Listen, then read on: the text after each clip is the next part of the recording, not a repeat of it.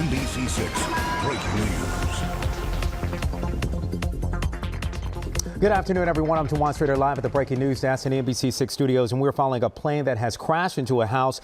This is happening at 924 Harbor Drive. This is in Pompano Beach. Now, this is between US 1 and A1A. We do have some video we're going to get to in just a moment, and here's a look at that video. This was given to us from a Michael Burgess. Take a look. It was shot here. This is a still picture. You can see the plume of smoke. Again, 924 Harbor Drive, which is just north of East Atlantic Avenue in Pompano Beach. This is what we know, is that a small plane has crashed into a house. We understand that maybe even two homes may be affected. We do have NBC6 reporter Marissa back. She is headed to the scene right now. She's going to bring us a full report as soon as she gets there. But if you take a look here at this video that we have from Michael Burgess here, you can see the large plume of black smoke there after that plane has crashed. No word on any injuries at this point. No word on whether or not anybody was inside that plane. Again, 924 Harbor Drive in Pompano Beach. This is between US 1 and A1A, just to give you some idea of the relation of this area. Live, the news on NBC6 South Florida starts now. Charleston church massacre. There is something particularly heartbreaking about death happening in a place in which we seek solace and we seek peace. Why did you do it? Accused shooter Dylan Roth extradited back to South Carolina and behind bars tonight. He allegedly opened fire inside a historic church, killing 9 innocent people. We woke up today and the heart and soul of South Carolina was broken. The assault, now deemed a hate crime. In America, we don't let bad people like this get away with these dastardly deeds. Tonight, live team coverage from South Carolina to South Florida. Tonight, we're learning more about the 9 victims in the shooting. Good evening, I'm Jackie Nesprell. And I'm Adam Cooperstein. Federal authorities are also looking into the shooter's motivation here, trying to figure out why someone would do this. NBC6 anchor Jawan Strader begins our live team coverage tonight from Charleston, South Carolina. Jawan.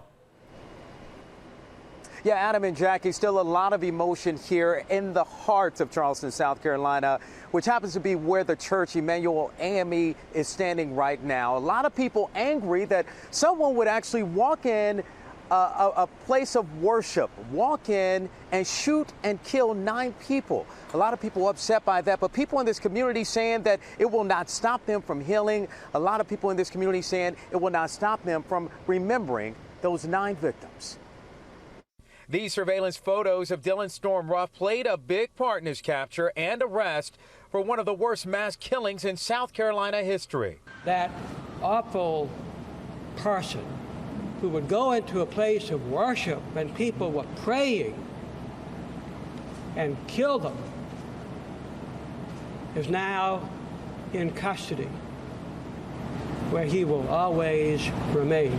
Police say that Ruff walked into the Emmanuel AME Church Wednesday night during a Bible study and sat for an hour before drawing a gun. I spoke with one of the survivors, and she said that he had reloaded 5 different times. He just said, I have to do it.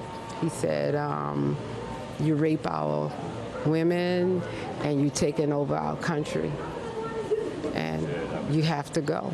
2 people, including Sylvia Johnson's cousin, were hit. When the shooting stopped, 9 people were dead, 6 women and 3 men, including the church's beloved pastor, Clemente Pinckney.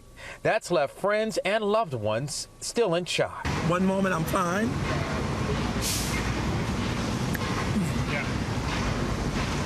It's hard. Yeah. While FBI, state, and local police swarmed the entire region, Dylan Ruff was on the run. I've never seen or experienced what I would consider pure evil in my career, and this is pure evil. Ruff drove 250 miles to North Carolina. The decisive tip came late this morning when a local florist driving to work recognized the black Hyundai Elantra from the news and the distinctive haircut of the driver. Minutes later, the 13-hour manhunt ended with an uneventful traffic stop. Ruff was in custody, but the night had taken an emotional toll. We will march in that great procession.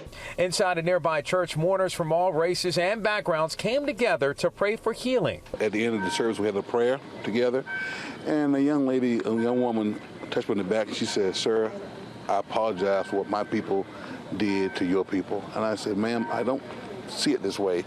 A community in mourning, but in prayer, determined to come together again.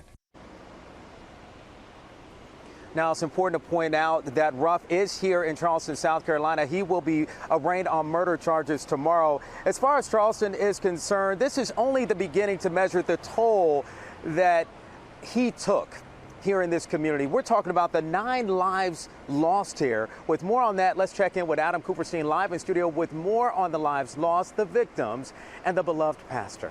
Adam? NBC6 anchor Jawan Strader is live on the Kendall campus with more. Jawan, you're having a grand old time there. Oh, Jackie, you know I am. Of course, all the students there, all the spirit here on campus. You gotta love it. We got a great turnout here. You know what? And what's interesting here is that a lot of people out there you may not know is that Miami-Dade College boasts one of the largest enrollments in the country. You're talking about 165,000 students.